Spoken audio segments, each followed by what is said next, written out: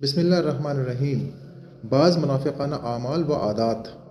حضرت ابو ہریرہ رضی اللہ عنہ سے روایت ہے کہ رسول اللہ صلی اللہ علیہ وسلم نے فرمایا کہ لوگوں میں ہمیشہ فضول سوالات کا سلسلہ جاری رہے گا، یہاں تک کہ یہ ایقامانہ سوال بھی کیا جائے گا کہ اللہ نے سب مخلوق کو پیدا کیا ہے تو پھر اللہ کو کس نے پیدا کیا ہے۔ بس جس کو اس سے سابقہ پڑے وہ یہ کہہ کر بات ختم کر دے کہ اللہ پر اور اس کے رسولوں پر میرا ایمان ہے۔ بخاری و مسلم۔